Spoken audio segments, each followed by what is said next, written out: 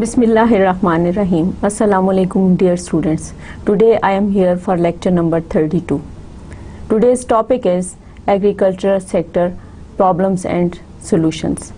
First of all, recap of the previous lecture. In previous lecture we have covered following points. Pakistan economic structure, primary sector. Pakistan economic structure, secondary sector. Pakistan economic services sector. Problems of industrial sector, controversial industrial strategy, shortage of capital, limited markets, lack of technical know-how, lack of infrastructure, lack of industrial research, unbalanced industrial structure, labor unrest, nationalization, lack of specialization, solutions of industrial problems, clear strategy for industrial sector, provision of industrial finance, provision of infrastructure, development of capital goods industry, industrial research, fiscal incentives, technical education and training, Pakistan economic review, and at the end we have thoroughly discussed the current situation of industrial sector of Pakistan. Today we are going to discuss Pakistan's agriculture sector, its problems and solutions. Students, जैसे कि हम इससे पहले economy of Pakistan के हवाले से ये बात तय कर चुके हैं कि किसी भी मुल्क की मजबूती का, किसी भी मुल्क की कामयाबी का इन्हिसार उसकी माशी हालत के ऊपर होता है. किसी मुल्क की माशी हालत जितनी बेहतर होगी, उसका इकोनॉमिक स्ट्रक्चर जितना मजबूत होगा, उतना ही उस मुल्क के सियासी हालात, उस मुल्क के माशरती हालात, समाजी हालात और बाकी मुल्क की जो एनवायरनमेंट है, अमन है, सुकून है, उन सब का इन्हिसार मुल्क की माशी हालात के ऊपर होता है. पाकिस्तान की जो इस वक्त माशी हालत है इंडस्ट्रियल सेक्टर के हवाले से, उसका हम पिछले लेक्चर में पूरी तरह से हम उसके ऊपर बात कर चुके हैं कि इंडस्ट्रियल सेक्टर को क्या प्रॉब्लम्स हैं, उसके मुमकिन सॉल्यूशंस क्या हैं, हल क्या हैं. क्योंकि जो भी मसला होता है, जब मसला आइडेंटिफाई हो जाता है तो उसके बाद उसके हल के बारे में भी सोचा जा सकता है. तो इस पे हमने बड़ी तफसील के साथ अपने पिछले लेक्चर में गुफ्तगू की है. आज सबसे पहले हम देखते हैं कि हमारे पास एग्रीकल्चर सेक्टर की हिस्ट्री क्या है. So first of all, history of agriculture sector in Pakistan. Agriculture sector and irrigation system was developed in the Indus valley civilisation Mohenjodaro by around 4500 BC. अब ये देखिए कि ये जो खिता है, जो ये इलाके जो हैं, जो कि इस वक्त पाकिस्तान का हिस्सा हैं जियोग्राफिकली, इन इलाकों में ज़रात के जो यहाँ पे ज़रात होती थी या इसके यहाँ पे जो ज़रात के बारे में काम होता था या आपाशी थी, ये जो सारी चीज़ें हैं ये हमारी तारीख़ का हिस्सा हैं. और हमें पता चलता है कि ज़रात का शोबा इस खिते में हमेशा से बहुत ज़्यादा मकबूल रहा है, क्योंकि यहाँ की मिट्टी ज़रख़ेज़ है, यहाँ के मौसमी हालात मुवाफ़िक हैं और इसके अलावा यहाँ के लोग जो हैं वो ज़राअत से दिलचस्पी रखते हैं. इसमें एक बात का और मैं इजाफ़ा करती चलूँ कि जो लोग ज़राअत के शोबे से वाबस्ता होते हैं वो आदात के लिहाज से, नफ्सियात के लिहाज से भी अमन पसंद लोग होते हैं. तो यहाँ के जो लोकल नेटिव्स हैं, they are very peaceful people and peace loving people. The size and prosperity of the Indus Valley civilization grew as a result of this innovation, which eventually led to more planned settlements making use of drainage and sewers. Sophisticated irrigation and water storage system were developed by the Indus Valley civilization, including artificial reservoirs at Graner dated to 3000 BC. and an early canal irrigation system from circa 2600 BC.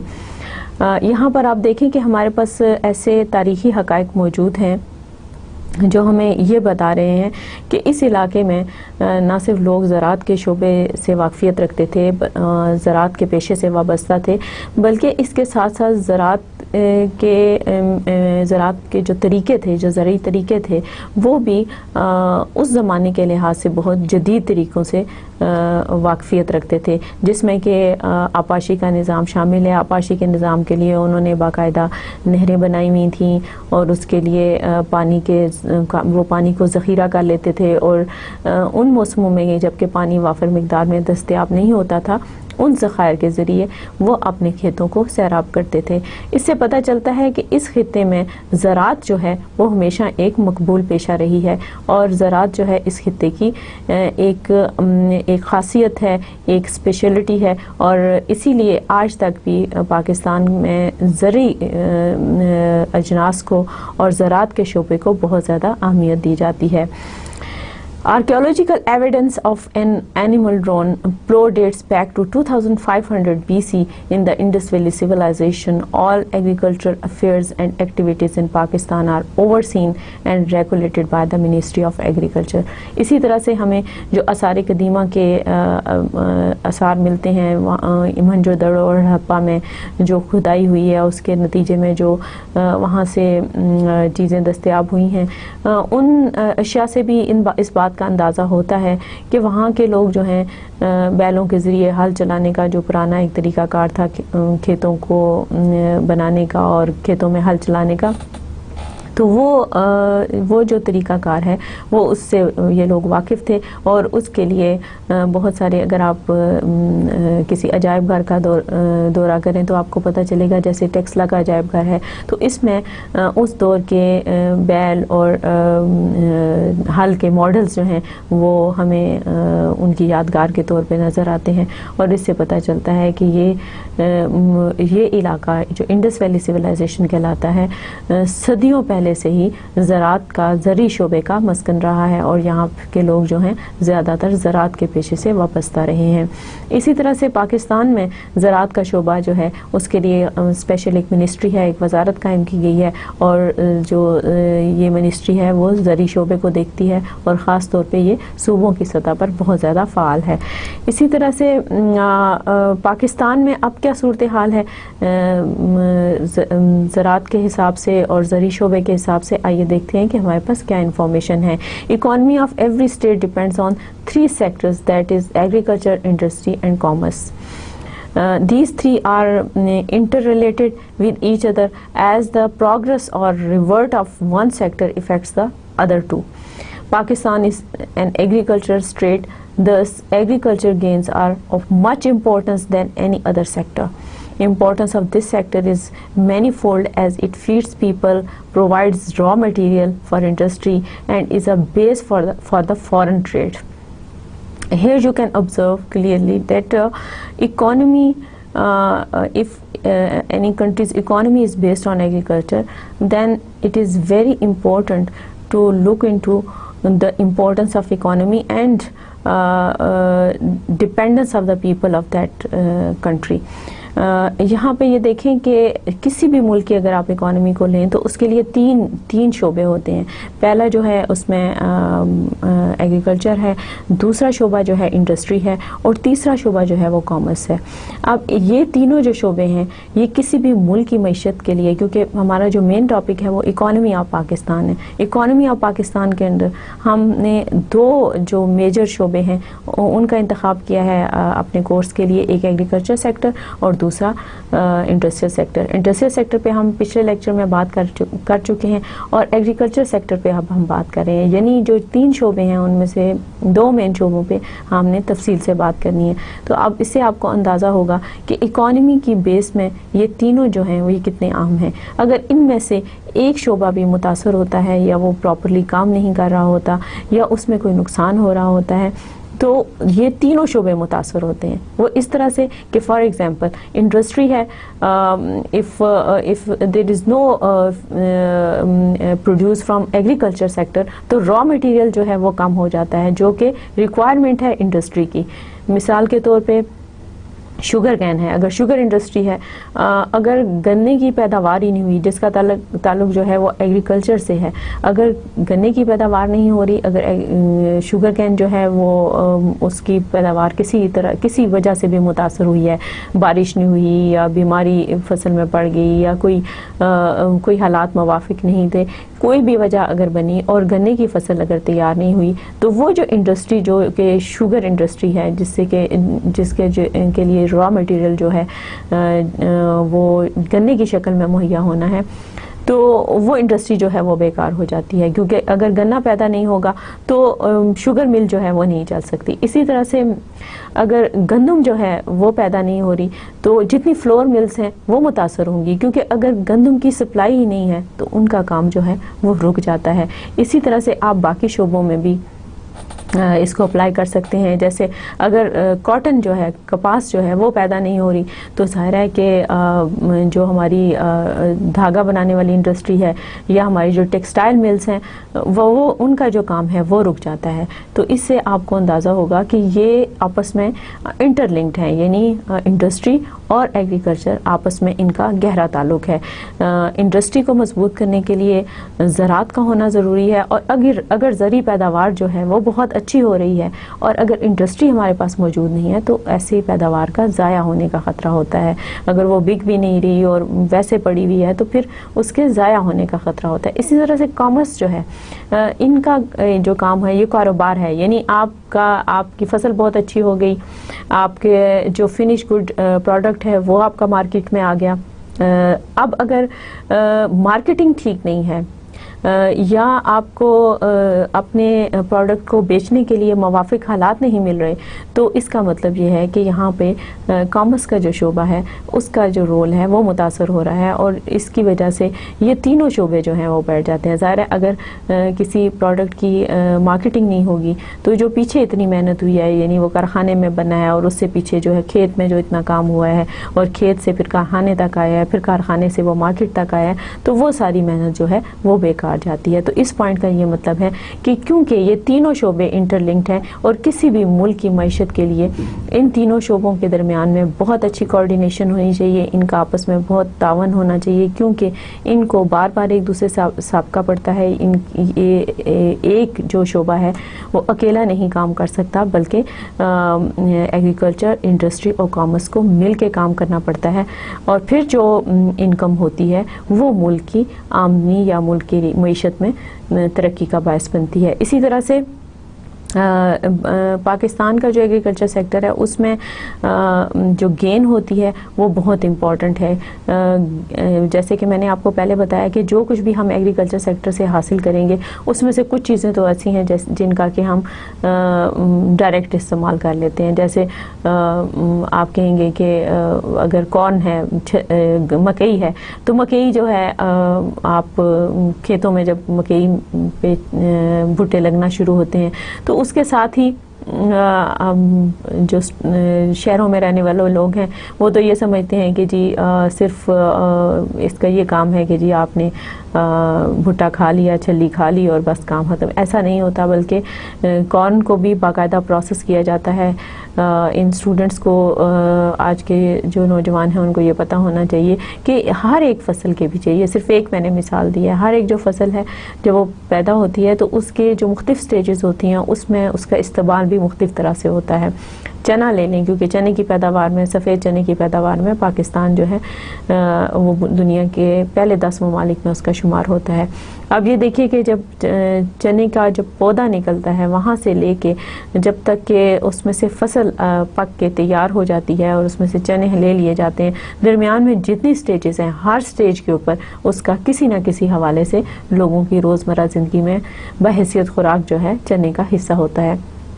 اسی طرح سے آپ اس چیز کو باقی اس مثال کو باقی جو ذریعہ اجناس ہیں اس پر بھی اپلائی کر سکتے ہیں۔ اسی طرح سے جو زراعت ہے یہ کیوں اہم ہے، اس کی اہمیت کی سب سے جو بنیادی وجہ ہے کہ یہ اس کی وجہ سے لوگوں کو خوراک مہیا ہوتی ہے، اور خوراک کے بغیر آپ کوئی کام نہیں کر سکتے، کیونکہ اگر کھانے کے لیے نہیں ہے، اگر پیٹ خالی ہے تو ظاہر ہے آپ کام کرنے کے بارے میں نہیں سوچ سکتے. جب آپ کام کرنے کے بارے میں نہیں سوچ سکتے تو آپ ترقی کرنے کے بارے میں نہیں سوچ سکتے.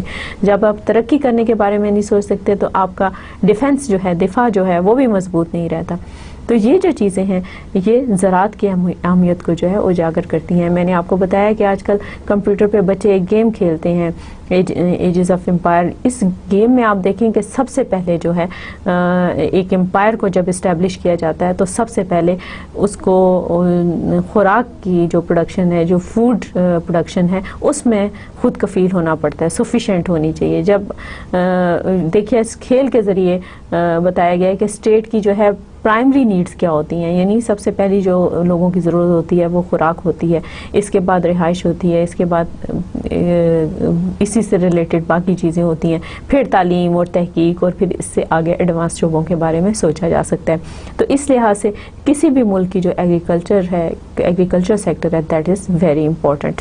یہاں میرے پاس اس وقت ایک چارٹ پڑا ہے اور اس میں دیکھیں کہ سن 2001 سے لے کے 2011 تک G D P growth rate یہ بتا رہا ہے کہ کس طرح سے ان تینوں شعبوں نے، یعنی انڈسٹری، کامرس اور ایگریکلچر کے کمبینیشن سے جو ایک ترقی کی ہمارے پاس شرح بنی ہے وہ کس طرح سے بنی ہے اور کس حساب سے اس میں اتار چڑھاؤ آتا رہا ہے. اگر 2001 میں یہ 2.0 تھا تو 2011 میں 2.4 ہے، اور بیچ میں یہ 2004 اور 2005 میں یہ شرح جو ہے یہ 9 تک بھی گئی ہے. اس سے پتہ چلتا ہے کہ اس میں بہت سارے فیکٹر جو ہیں وہ اثر انداز ہوتے ہیں. اس پہ ہم ابھی آگے چل کر بات کریں گے کہ زراعت کے شعبے کو اس وقت دنیا میں اور پاکستان میں خاص طور پہ کیا کیا مسائل ہیں اور ان کے کیا ممکنہ حل ہیں. آئیے دیکھتے ہیں کہ آگے ہمارے پاس کیا انفارمیشن ہے. اسی طرح سے it contributes 26% of G D P and 52% of the total populace is getting its livelihood from it. 67.5% people are living in the rural areas of Pakistan and are directly involved in it. آپ یہ دیکھیے کہ ہمارا total G D P rate جو ہے وہ 26% ہے، اور اس میں 52% جو ہے وہ ہماری ٹوٹل جو آبادی ہے وہ اس سے اس میں ان کا ڈائریکٹ کام ہے، اور اس میں سے 67.5% جو لوگ ہیں وہ رورل ایریاز میں رہتے ہیں، یعنی دیہات میں رہتے ہیں، اور ان کا جو ذریعہ معاش ہے وہ زراعت سے وابستہ ہے، اور وہ مختلف زرعی شعبوں میں مختلف حیثیتوں سے کام کرتے ہیں، اور مختلف مراحل پر وہ کسی نہ کسی حیثیت سے، کسی نہ کسی زرعی شعبے سے وابستہ ہوتے ہیں. There are 2 crops in Pakistan, rabi and خریف. پاکستان میں سال میں 2 فصلیں جو ہیں وہ اٹھائی جاتی ہیں، اور ان میں ان کی جو ترتیب ہے، ان کے جو سیزنز ہیں، آپ نے اپنی پچھلی جماعتوں میں بھی پڑھا ہوگا.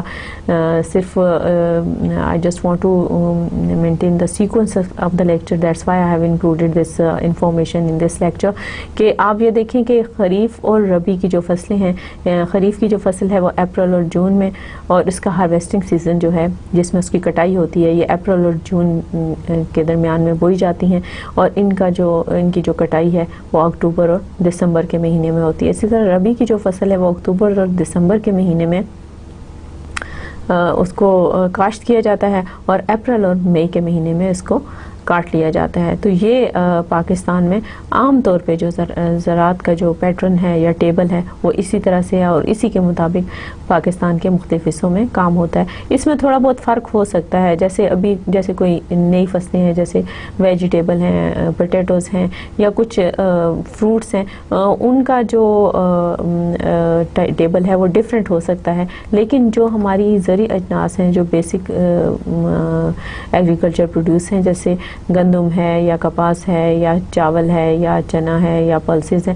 ان کو کاشت کرنے اور ان کی کٹائی کے لیے ہمارے پاس یہی موسم ہے، اور انہی موسموں میں عام طور پہ ان کو کاشت کیا جاتا ہے اور ان کی کٹائی کی جاتی ہے. یہاں پر میرے پاس اس وقت ایک میپ موجود ہے. You can watch this map and this map is شوئنگ different areas of Pakistan. in green color there are forests, in different colors small trees and open bushes or shrubs. اور اسی طرح سے جو یلو ایریا ہے یہاں پر عام طور پہ جھاڑیاں ہیں یا ڈیزرٹ کے علاقے ہیں. اسی طرح سے رائس پیدا کرنے کے جو علاقے ہیں ان کو دکھایا گیا ہے. وہاں آپ دیکھ سکتے ہیں کہ چاول کی پیداوار جو ہے وہ کن کن علاقوں میں ہوتی ہے. اسی طرح گندم کی پیداوار کے لیے جو علاقے ہیں ان کو الگ کلر سے دکھایا گیا ہے. آپ دیکھ سکتے ہیں کہ گندم کی پیداوار کے علاقے کون سے ہیں. اسی طرح جن علاقوں میں کاٹن یا روئی پیدا ہوتی ہے یا کپاس پیدا ہوتی ہے وہاں پہ سی لکھا ہوا ہے, اور وہ ایریاز جو ہیں those are famous for the production of cotton. اسی طرح سے فش پروسیسنگ بھی دیکھیں. اب یہاں پر پاکستان میں نئے شعبے جو ہیں فشریز کا, میں نے آپ کو بتایا تھا کہ یہ ایک نیا بزنس جو ہے یہ سٹارٹ ہو چکا ہے. ایک یہ بھی زراعت کم انڈسٹری کا شعبہ ہے, کیونکہ مچھلی پالنا اور پھر اس کے بعد ان کو پروسیس کر کے ان کو پیک کرنا اور مختلف جگہوں تک پہنچانا جو ہے یہ کمبینیشن ہے ایگریکلچر اور انڈسٹری کا. اسی طرح سے یہاں پہ ایف جہاں لکھا ہوا ہے وہ علاقے جو ہیں وہاں پر مچھلی کی پیداوار کی جاتی ہے. اسی طرح سے جو 2 فصلیں, جیسے کہ ابھی پہلے میں نے آپ کو بتایا کہ سال میں 2 فصلیں حاصل کی جاتی ہیں, تو وہ تمام ایریاز جس میں جو آخری کلر ہے آپ یہ جو چارٹ میں کی ہے اس میں دیکھ سکتے ہیں کہ جو ربی اور خریف کی جو فصلیں ہیں ان کے حساب سے ان علاقوں کی نشاندہی کی گئی ہے. میں نے کوشش کی ہے کہ میں اس طریقے سے آپ کو سمجھاؤں کہ آپ کے ذہن میں بالکل کلیئر پکچر آ جائے کہ وہ اسٹوڈنٹ جو شہروں میں رہتے ہیں اور ان کو دیہات کے کلچر کا اندازہ نہیں ہے, ان کو بالکل یہ کلیئر ہو جائے کہ کس حساب سے پاکستان کا زرعی شعبہ جو ہے وہ کام کر رہا ہے. اسی طرح سے جو لوگ دیہات میں رہتے ہیں ان کے لیے میں نے اس لیے یہ انفارمیشن شامل کیا تاکہ ان کو یہ اندازہ ہو کہ پاکستان کے باقی علاقے جو ہیں, پاکستان کے باقی حصوں میں جو ہے وہ کس حساب سے زرعی پیداوار کے لحاظ سے مشہور ہیں, اور کہاں کون سی جگہیں جو ہیں وہ کس زرعی اجناس جنس کے حوالے سے مشہور ہے.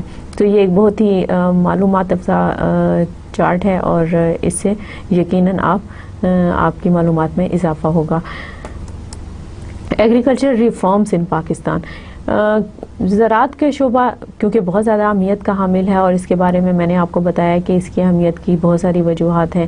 کہ ایک تو یہ کہ یہ علاقہ جو ہے صدیوں سے زراعت سے وابستہ ہے, زرعی شعبے سے وابستہ ہے. دوسری بات یہ کہ زراعت کے بغیر جو ہے انڈسٹری اور کامرس جو ہیں, اگر آپ کا ایگریکلچر سیکٹر اسٹرانگ نہیں ہے تو انڈسٹری اور کامرس بھی جو ہیں وہ پروموٹ نہیں ہو سکتے. تیسری بات یہ کہ یہ جو خوراک ہوتی ہے کسی بھی ملک کے لوگوں کی بنیادی ضرورت ہوتی ہے, اس وجہ سے یہ بہت زیادہ اہمیت کا حامل ہے. اسی طرح پاکستان کے جو مختلف علاقے ہیں وہ کس طرح سے مشہور ہیں, کس زرعی جنس کے حوالے سے وہ مشہور ہیں, اور ساتھ ہی کہ گزشتہ چند سالوں میں جو ہے پاکستان کا GDP ریٹ کیا رہا ہے, اس پر ہم نے ابھی تک بحث کی ہے. اب میں آپ کو یہ بتانے جا رہی ہوں کہ اس کی اہمیت کا اندازہ کرتے ہوئے, زرعی شعبے کی اہمیت کا اندازہ کرتے ہوئے حکومت پاکستان نے زرعی شعبے کے لیے بہت ساری اصلاحات کی. آئیے دیکھتے ہیں کہ اس سلسلے میں ہمارے پاس کیا معلومات ہیں.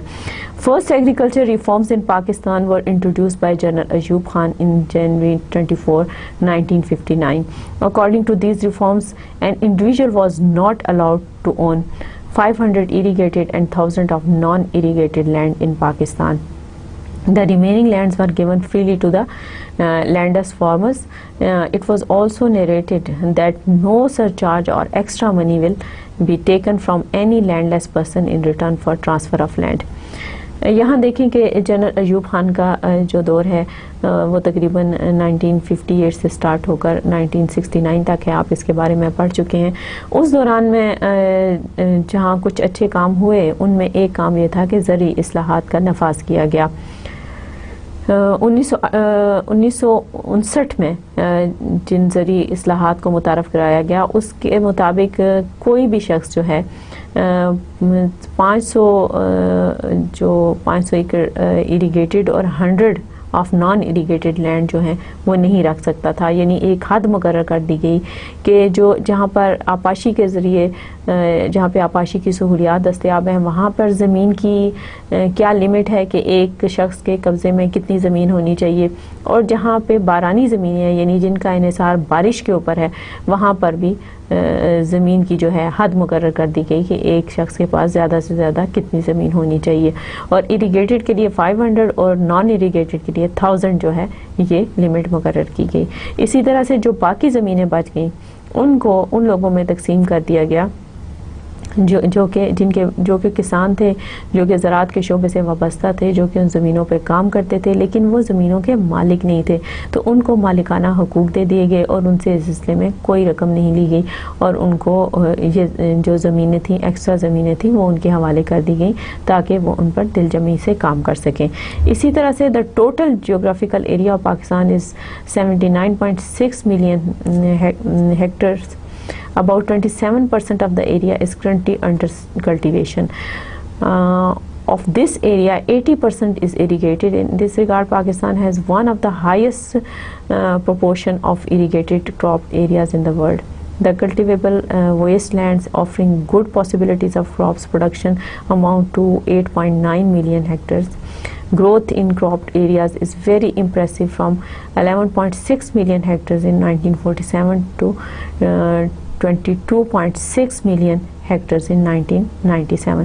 یہاں پر وہ سارے اعداد و شمار بتائے گئے ہیں کہ پاکستان کی جو جن علاقوں میں آپاشی کی سہولت موجود ہے وہاں پر جو فصلوں کی پیداوار کی شرح ہے وہ بہت بہتر ہے، اور اس لحاظ سے اس سلائیڈ میں ان ریشوز کا جائزہ لیا گیا ہے، وہ تناسب بتایا گیا ہے کہ کس طرح سے جو ایریگیٹڈ لینڈز ہیں ان سے کس حساب سے گزشتہ چند برسوں میں ہم نے زرعی پیداوار حاصل کی ہے، اور اس میں ہمیں کتنا زیادہ جب سے پاکستان بنا ہے اس وقت سے لے کے 1997 تک کا ڈیٹا جو ہے اس میں نمایاں فرق ہے۔ اسی طرح سے یہاں پر میرے پاس جی ڈی پی گروتھ کے حساب سے ایک اور چارٹ ہے جس میں کہ جو 1998 سے لے کے 2008 تک کے بارے میں ہمارے پاس پوری انفارمیشن ہے کہ یہاں پہ رشین کرائسس جو تھا اس کی وجہ سے پاکستان کے جو مختلف شعبے تھے جن کا معیشت سے تعلق ہے وہ متاثر ہوئے، یعنی ایگریکلچر سیکٹر، انڈسٹری اور کامرس، اور پھر 9/11 کا جو ایشو تھا اس کی وجہ سے پاکستان کی معیشت پر اثر پڑا، پھر جو ہمارے پاس الیکٹریسٹی کرائسس ہے اس کی وجہ سے پاکستان پہ کے معیشت پہ جو ہے وہ اثر پڑتا رہا، اور اب 2008 میں ایک دفعہ پھر ہمارے پاس جو ڈیٹا دستیاب ہے 2008 تک کا وہ یہ بتا رہا ہے کہ ابھی صورتحال کافی بہتر ہے۔ اسی طرح سے land use farming system and institutions, most of Pakistan is classified as arid to semi-arid because rainfall is not sufficient to grow agricultural crops, forest and fruit plants, and about 68% of the geographical area has annual rainfall of 250 mm, whereas about 24% has annual rainfall of 251 to 500 ملی metre.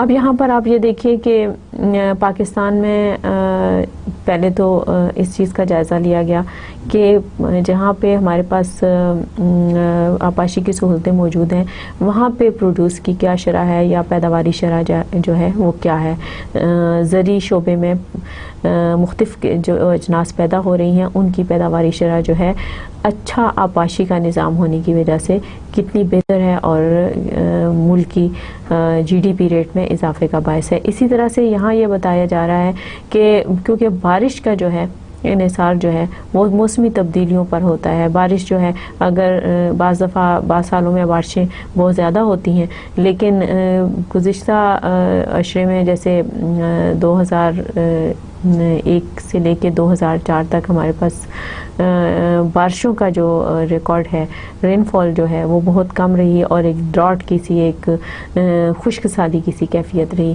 تو یہ جو information ہے پاکستان کے زرعی شعبے کے لحاظ سے یہ بہت مفید ہے، اور اس سے اندازہ ہوتا ہے کہ بارش کے اوپر ہمارے بہت سارے علاقوں کا انحصار ہے۔ اس سے پہلے بھی ہم رین فال کو ہم پڑھ چکے ہیں جب ہم نے land and people of Pakistan کا لیکچر جو ہے وہ اس میں بات کی تھی کہ رین فال جو ہے اس کا کیا تعلق ہے۔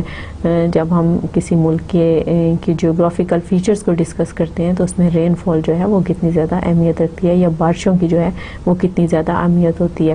اب جب اس انفارمیشن کو if you bridge this information with the new one to relate with the agriculture sector, then you can conclude easily that how much important it is for us to, because we are living in an agriculture country, and rainfall and a stable ratio of rainfall is the requirement for the agriculture produce here. So it is very important to look into this data.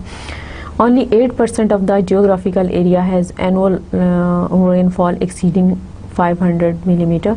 Thus, supplemental water is required for profitable agriculture production, either from irrigation or through water harvesting.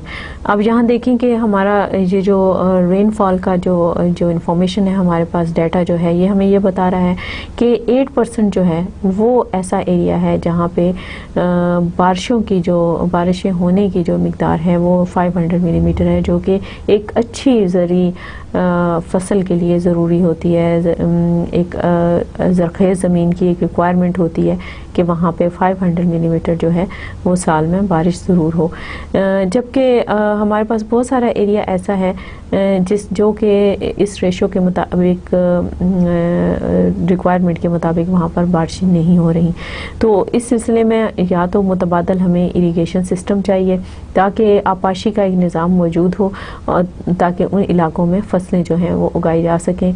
और दूसरा जो है वो water harvesting जो है, हमारे पास ये दो ऑप्शंस हैं कि किसी तरह से पानी को जो है उसके इस्तेमाल जो है और पानी को जो है मुहैया किया जाना चाहिए ऐसे इलाकों में जहाँ पे बारिशों की कमी है, ताकि हमारी ज़राअत मुतासर ना हो. क्योंकि ज़मीन ज़रख़ेज़ है, ठीक है, हमारे पास हमारा किसान मेहनती है, वो मेहनत करना चाहते हैं, काम करना चाहते हैं, अपने आबाई इलाकों में रह रहे हैं, बारिश नहीं हो रही, तो हमारे पास मुतबादल निज़ाम का होना जो है वो बहुत ज़रूरी है.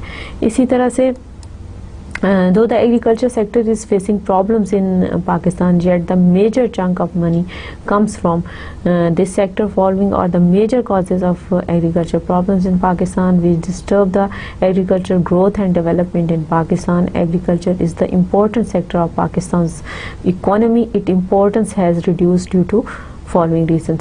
अब मैं आपको ये बताने जा रही हूँ कि पाकिस्तान का, अगरचे पाकिस्तान का जो एग्रीकल्चर सेक्टर है उसमें बहुत सारी इस वक्त प्रॉब्लम है, क्योंकि पाकिस्तान के पास दुनिया का नंबर 1 आबाशी का निज़ाम है, नंबर 1 इरिगेशन सिस्टम पाकिस्तान है right now, but in spite of this we are facing shortage of water.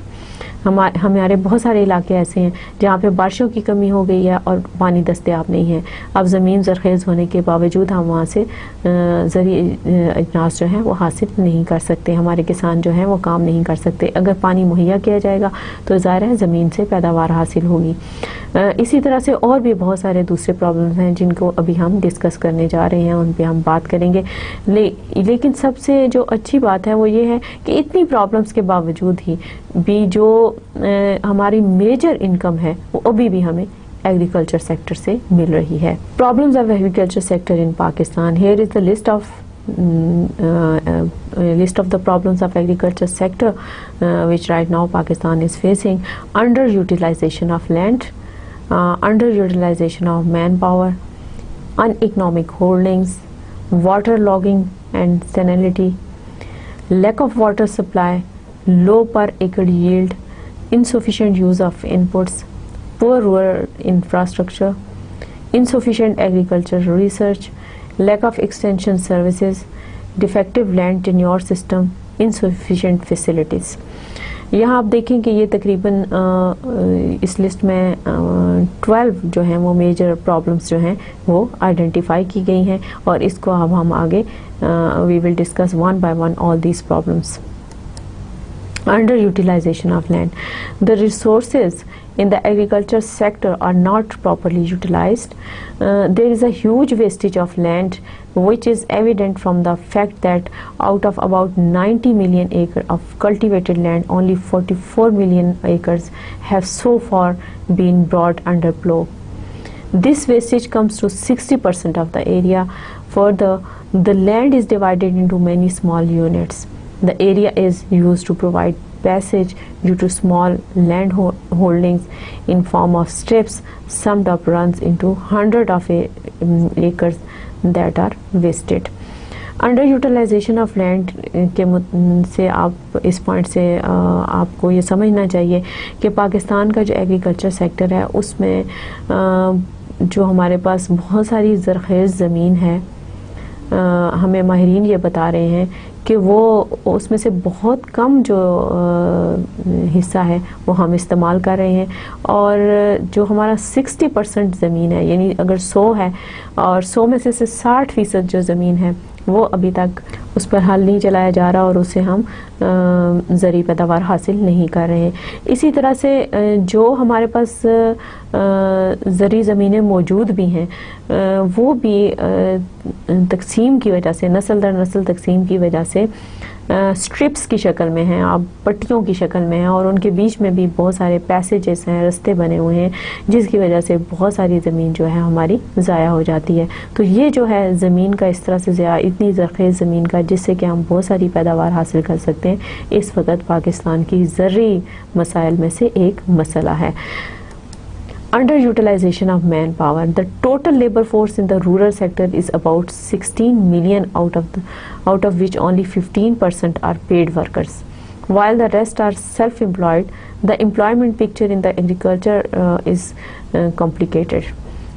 This had resulted due to abundance of self-employed and unpaid family workers and the seasonal nature of work in agriculture. Unemployment is difficult to estimate. However, an estimate put it at about 2 million workers, which is a severe wastage. Here you can observe that peoples are here who are ready to work for the promotion of agriculture. But the problem is this: they are not paid workers. They are just seasonal workers. اس کا مطلب یہ ہے کہ جو پاکستان کے زرعی شعبے سے وابستہ لوگ ہیں، مین پاور ہے، جن کا پیشہ ہی زراعت ہے اور جو کھیتوں پہ کام کرتے ہیں، مالکان کی بات نہیں ہو رہی، یہ ان لوگوں کی بات ہو رہی ہے جو کہ کھیت میں ہل چلاتے ہیں، جو کہ کھیت میں فصل بوتے ہیں، جو کہ فصل کی کٹائی کرتے ہیں، پھر کٹائی کرنے کے بعد فصل کو پروسیس کرتے ہیں، اس کو صاف کرتے ہیں، اس کو پیک کرتے ہیں اور پھر اسے مارکیٹ تک لے کے جاتے ہیں۔ تو یہ جو لوگ ہیں اس میں سے بہت کم ایسے ہیں جو کہ جن کو باقاعدہ ہر مہینے تنخواہ دی جائے یا جن کو پیڈ ورکرز کہا جائے، یہ ایسا نہیں ہوتا، بلکہ یہاں پہ سیزنل کام ہوتا ہے۔ جیسے مثال کے طور پہ اگر کوئی کپاس والا علاقہ ہے، جب وہاں پر کپاس کی فصل پک کر تیار ہوتی ہے تو وہاں پہ ان لوگوں کو، جو غریب خواتین اور حضرات ہوتے ہیں، ان کو کپاس اکٹھی کرنے پہ لگا دیا جاتا ہے، اور یہ ایک سیزنل کام ہوتا ہے کیونکہ سارا سال تو کپاس نہیں ہو رہی۔ اسی طرح جو گندم والے علاقے ہیں، اگر وہاں پر گندم کی فصل پک کر تیار ہو گئی ہے تو گندم کی کٹائی کے اوپر لگا دیا جاتا ہے۔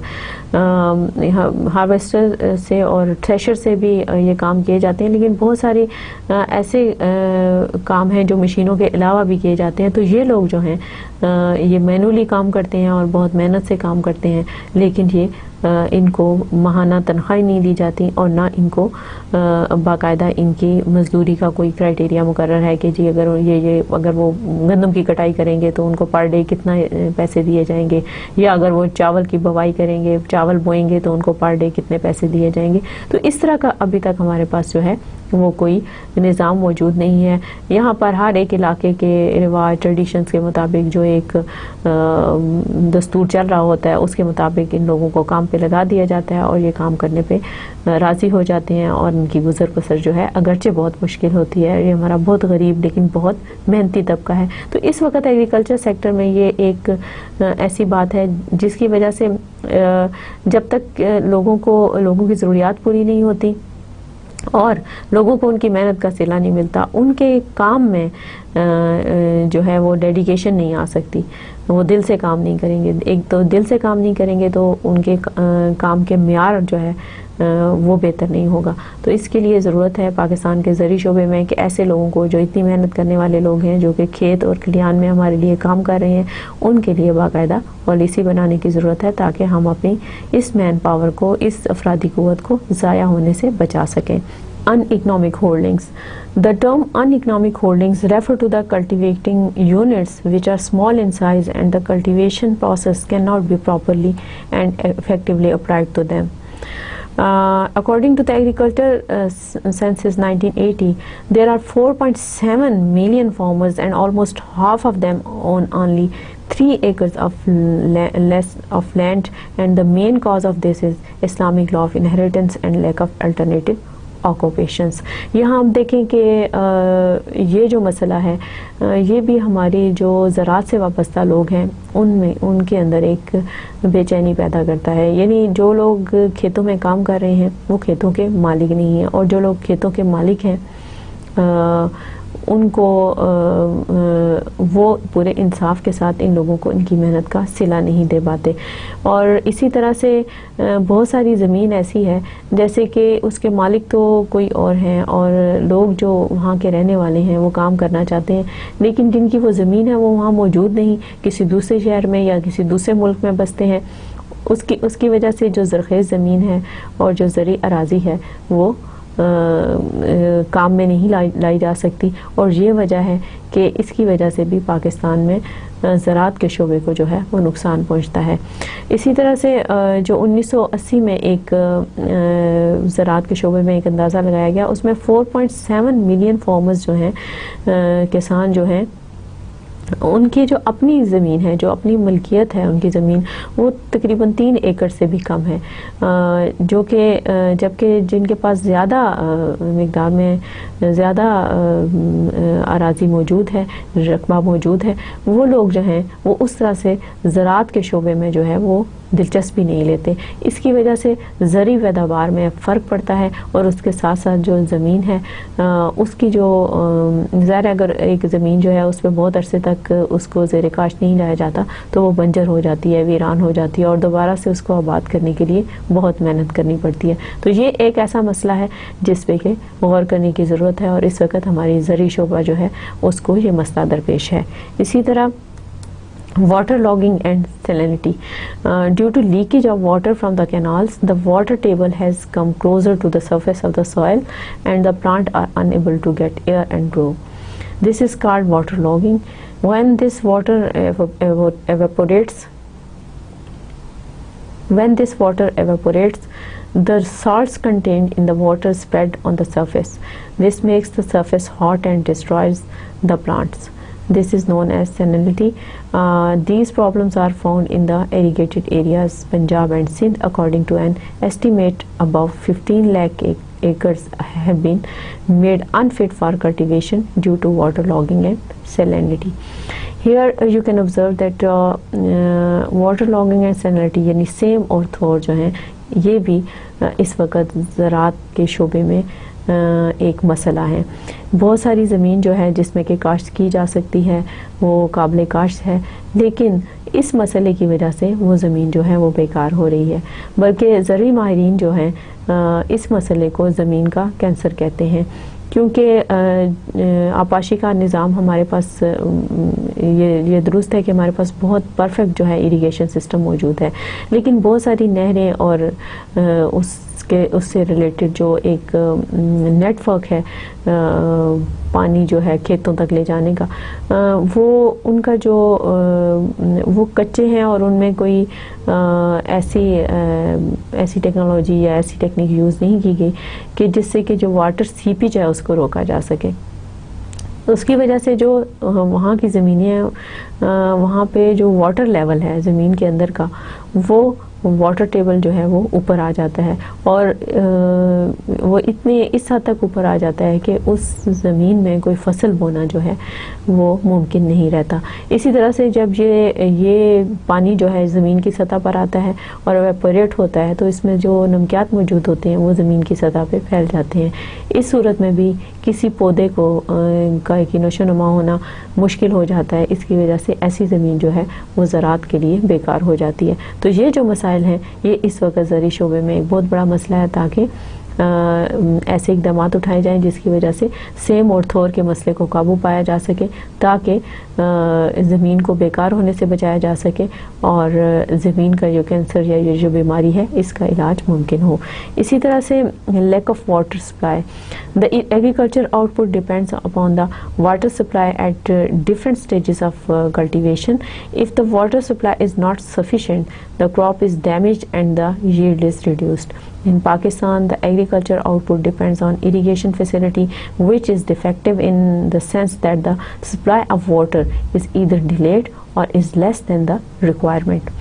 ایک طرف تو سیم اور تھور کا مسئلہ ہے، یوں علاقوں کی بات ہو رہی تھی جہاں پہ جن علاقوں میں آبپاشی کا ایک جال یا آبپاشی کا ایک ایسا نظام موجود ہے کہ ایک جال کی شکل میں جو ہے مختلف چھوٹے چھوٹے نالوں میں پانی جو ہے وہ کھیتوں تک پہنچایا جاتا ہے، جبکہ دوسری طرف جو ہے پاکستان کے ایسے بہت سارے علاقے ہیں، اس سے پہلے بھی میں نے آپ کو ریشو آپ کے ساتھ ڈسکس کر چکی ہوں کہ بہت سارے علاقے ایسے ہیں جہاں پہ پانی کی کمی ہے، اور پانی نہ ہونے کی وجہ سے، پانی کی سپلائی نہ ہونے کی وجہ سے جو زرخیز زمین ہے اس کو زیر کاشت لانا جو ہے وہ مشکل ہو رہا ہے۔ تو ایسے علاقے جہاں پہ کہ پانی کی کمی ہے وہاں پر پانی پہنچانے کی ضرورت ہے، اور اس وقت یہ پاکستان کے زرعی شعبے کا ایک مسئلہ ہے، ایک پرابلم ہے۔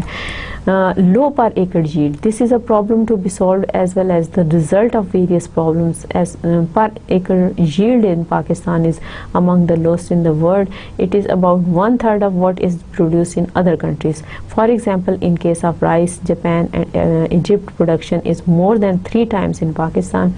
Similar is the case of sugarcane, cotton and wheat. یہاں پر آپ دیکھیں کہ پر ایکڑ yield کا مطلب ہے کہ جو ہمارے پاس جتنے رقبے پہ فصل ہونی چاہیے اس رقبے کی پیداوار جو ہے وہ اگر اس کی شرح کا موازنہ ہم باقی ممالک کے ساتھ کریں تو وہ شرح جو ہے وہ بہت کم ہے، یعنی وہی پیداوار جو ہے 3 گنا زیادہ ہے ایجپٹ میں، جاپان میں۔ جیسے مثال کے طور پہ یہاں پہ چاول کا لکھا ہوا ہے کہ چاول کی وہی پیداوار پاکستان کے مقابلے میں 3 گنا زیادہ ہے، جبکہ باقی جو شوگر کین، کاٹن اور ویٹ جو ہیں ان زرعی اجناس کی پیداوار بھی دوسرے ملکوں میں پاکستان کے حساب سے اگر پر ایکڑ کے حساب سے، یعنی 1 ایکڑ میں جتنی فصل پاکستان میں بوئی جاتی ہے اور 1 ایکڑ میں جتنی فصل باقی ممالک میں بوئی جاتی ہے، اگر دونوں کا موازنہ کریں تو ہمارے پاس جو پر ایکڑ yield ہے وہ لو آ رہا ہے، اور اس کی کیا وجوہات ہیں یہ جاننے کی ضرورت ہے۔ اگرچہ اب جو ہمارے پاس لیٹسٹ، یہ تو میرے پاس انفارمیشن جو ہے ایک سورس میں، ایک بک میں موجود تھی، اس لیے میں نے اس کو اپنے لیکچر میں شامل کیا، لیکن ابھی کچھ لیٹسٹ ایک جو ڈیٹا ہے جس کو شاید میں نے اپنے پہلے لیکچر میں بھی ڈسکس کیا تھا، اس میں یہ ہے کہ اب ہمارے پاس صورتحال تو بہتر آ رہی ہے، اور جو ہماری زراعت کے شعبے میں تحقیق ہو رہی ہے اس کو استعمال میں لاتے ہوئے اب پر ایکڑ yield جو ہے وہ زیادہ حاصل کی جا رہی ہے، لیکن ابھی بھی اس وقت بھی یہ پاکستان کے زرعی شعبے کا ایک مسئلہ ہے، اور we need to enhance per acre yield here in Pakistan, اور یہ کوئی ناممکن بات نہیں ہے، یہ ہم کر سکتے ہیں اگر ہم اس کے اوپر جو ہماری زرعی تحقیقات ہیں ان کے مشوروں کو مانیں، اور اگر ہم اپنے جو باقی ریکوائرمنٹس ہیں، پانی ٹائم پہ ملے اور مشینری کا استعمال کریں، کھادوں کا استعمال کریں اور زرعی ماہرین کی خدمات حاصل کریں تو اس مسئلے کو جو ہے وہ بہتر بنایا جا سکتا ہے، لیکن کیونکہ یہ مسائل کی لسٹ میں شامل ہے اس لیے یہ اس لیکچر میں شامل ہے۔ اسی طرح سے insufficient use of inputs to increase agriculture output, it is essential to expand the use of agriculture inputs which includes chemical fertilizers, improved seeds, plant protection and mechanization. At present, seeds are used by farmers are generally defective and of inferior quality. Similarly, lack of use of fertilizers like urea and pesticides result in less production. یہاں پہ ان پٹس سے مطلب یہ ہے کہ کھیت کے اندر ڈالنے والی جو چیزیں ہوتی ہیں، جب آپ زراعت کے لیے جاتے ہیں تو کچھ ان پٹس ہوتی ہیں، جیسے زمین تو خالی کچھ نہیں کرے، ٹھیک ہے آپ کے پاس زرعی زمین ہے، لیکن جب تک اس میں بیج نہیں ڈالیں گے فصل نہیں اگ سکتی۔ اسی طرح سے اچھی فصل اگانے کے لیے ظاہر ہے صرف بیج نہیں ڈالنا بلکہ آپ کو کھاد کا بھی استعمال کرنا ہے اور کیمیکل فرٹیلائزرز بھی آپ نے استعمال کرنے ہیں، آپ نے مشینوں کا استعمال بھی کرنے ہیں جو مینول جیسے پہلے پرانا طریقہ تھا بیلوں کے ساتھ ہل چلانے کا، اگر ٹریکٹر سے اس کو ریپلیس کر دیا جائے تو کم وقت میں زیادہ معیاری جو ہے وہ کام ہوگا، زمین زیادہ اچھی طرح سے فصل بونے کے لیے تیار ہوگی۔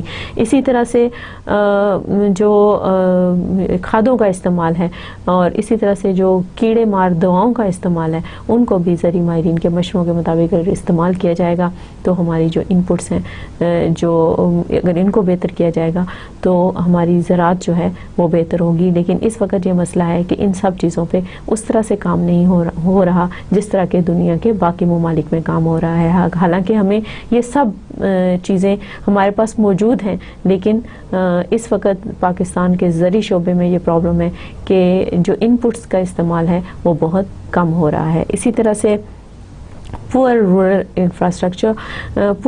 infrastructure is another basic problem of agriculture in Pakistan. Due to lack of transport and communication facilities, the rural population has restricted mobility. There is less flow of credit in rural areas due to lack of credit institutions.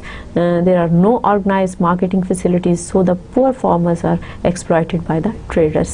یہاں پر آپ یہ دیکھیں کہ جو ہمارا میں نے اس مسئلے کو جب ہم پاکستان کے انڈسٹریل سیکٹر کی پرابلمس ڈسکس کر رہے تھے اس میں بھی یہ بات شامل تھی کہ ایک انفراسٹرکچر کا ہونا بہت ضروری ہے۔ انفراسٹرکچر کا مطلب یہ ہے کہ سڑکیں ہونی چاہیے، مینز آف کمیونیکیشن ہونے چاہیے، ان کے بغیر جو ہے نہ تو صنعت ترقی کر سکتی ہے اور نہ ہی زراعت ترقی کر سکتی ہے۔ مثال کے طور پہ اگر ایک کسان جو ہے وہ انٹیریئر سندھ کے اندر جو ہے وہ کام کر رہا ہے، اس نے زمین سے بہت اچھی پروڈیوس لے لیا، اس نے بہت محنت کی ہے اور اس نے زمین سے بہت اچھی فصل حاصل کر لی ہے۔ اب اگر اس کے پاس یہ سہولت نہیں کہ وہ یہ فصل جو ہے وہ منڈی تک پہنچائے اور منڈی تک پہنچانے کے بعد اس کو بیچ سکے تو یہ جو اس کی محنت ہے وہ ضائع جانے کا خطرہ ہے۔ تو ہمیں ان مسائل پر توجہ دینے کی ضرورت ہے کیونکہ ابھی تک ہمارے بہت سارے دیہات ایسے ہیں جہاں کہ بہت اچھی زرعی اجناس پیدا ہوتی ہیں لیکن ان کو مارکیٹس تک پہنچانے کا کوئی بندوبست نہیں ہے۔ اس پہ ہمیں توجہ دینے کی ضرورت ہے کیونکہ انفراسٹرکچر کے بغیر جو ہے ہم جو زرعی شعبے کی پیداوار ہے اس کو حفاظت کے ساتھ مارکیٹ تک بکنے کے لیے نہیں لا سکتے، اور یہاں سے جو غریب کسان ہے اس کی محنت جو ہے اس کو وہ رائے گاہ جاتی ہے، اور جو مڈل مین ہیں یا جو ٹریڈرز ہیں، تاجر ہیں، وہ اس جو فائدہ ہے یا پروفٹ ہے وہ لے جاتے ہیں۔ تو ہمیں اس شعبے پہ توجہ دینے کی ضرورت ہے کہ کیونکہ اس وقت یہ ایک زرعی شعبے کا مسئلہ ہے کہ پور رورل انفراسٹرکچر کی وجہ سے our farmers are facing problems and they cannot properly market their products. اسی طرح سے insufficient agriculture research is another problem which our agriculture sector is facing now. Research and education is a continuing requirement for the agriculture development, not only in developing better seeds, improving cultivation methods and better use of other inputs, but also for finding out their best combination for our conditions. Unfortunately, it has not received due attention and suffers from financial and personal constraints. یہاں پہ insufficient agriculture research اگرچہ ہمارے پاس we have very organized agriculture research council in Islamabad. We have very capable scientists who are working in that research council, but yet we have not established different research institutions in different agriculture areas of Pakistan, and this is the problem. ٹھیک ہے، مرکز میں ہمارے پاس ایک بہت اچھی زرعی تحقیقاتی کونسل موجود ہے جہاں پہ کہ ہمارے ماہرین کام کر رہے ہیں اور وہ دن رات محنت کرتے ہیں، اپنی پوری کوشش ہوتی ہے، وہ فیلڈز میں جاتے ہیں، مختلف علاقوں کا دورہ کرتے ہیں، وہاں پہ وہ کسانوں کو مشورے دیتے ہیں، ان کے مسائل کو سنتے ہیں، وہاں سے وہ مٹی کے نمونے لے کے آتے ہیں، وہاں پہ وہ مختلف قسم کی جو زرعی اجناس وہاں پیدا ہوتی ہیں ان کے بیجوں کے نمونے لے کے آتے ہیں، ان پہ یہاں پہ تحقیقات ہوتی ہیں کہ کس زمین کو کس قسم کی کھاد کی ضرورت ہے اور کس طرح سے اس پہ اس کی پیداواری صلاحیت کو بہتر بنایا جا سکتا ہے۔ لیکن ضرورت اس بات کی ہے کہ اس زرعی تحقیقات کو ان علاقوں تک جو ہے وہ پھیلایا جائے، کیونکہ ہمارا ملک جو ہے اگر زراعت کے شعبے پہ یہ انحصار کر رہا ہے اور اس وقت بھی اگر ہمارے معیشت کا جو ہماری آمدنی کا بڑا حصہ اگر زراعت کے شعبے پہ آ رہا ہے تو میرا خیال ہے کہ ہمیں اس مسئلے پر توجہ دینے کی ضرورت ہے، کیونکہ جو مختلف ماہرین ہیں، جو مختلف کتابیں ہیں، جب میں نے یہ لیکچر تیار کیا تو اس سے پتہ چلا کہ انسفیشینٹ ایگریکلچر ریسرچ کی وجہ سے ہمارا زرعی شعبہ جو ہے وہ متاثر ہو رہا ہے۔ اسی طرح سے اگلا جو مسئلہ ہے وہ lack of extension services. Lack of extension services in Pakistan, the agricultural extension services have not been active. An agricultural extension service aims to providing the farmers with systematic access to knowledge about farming practices, multiply cropping and use of physical inputs, and ensuring that the knowledge provided is appropriate to the farming being practiced.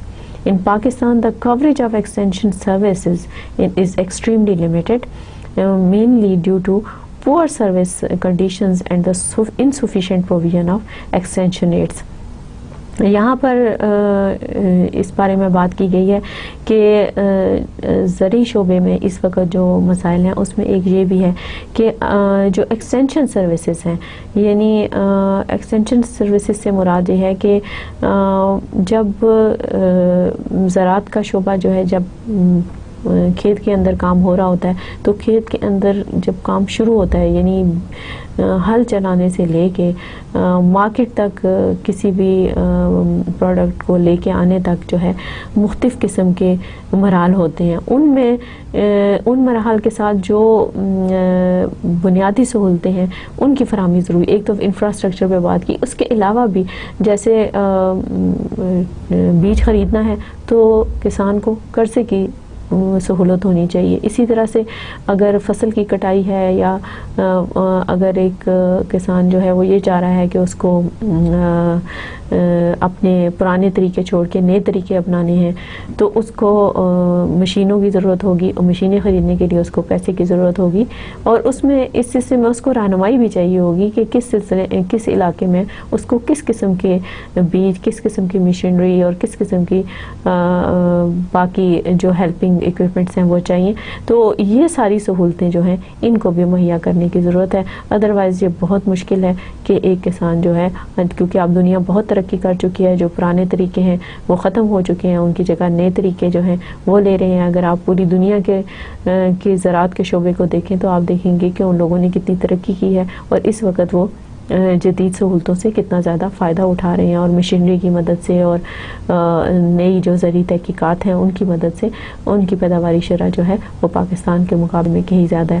اگر ہم تھوڑی سی توجہ اس طرف دیں تو ہم پاکستان کے زرعی شعبے کے اس مسئلے کو حل کر سکتے ہیں۔ بہرحال اس وقت یہ پاکستان کے زرعی شعبے کی ایک پرابلم ہے۔ اسی طرح سے de facto land tenure system. The phrase land tenure system signifies the rights and obligations associated with the arrangements of ownership and the use of land.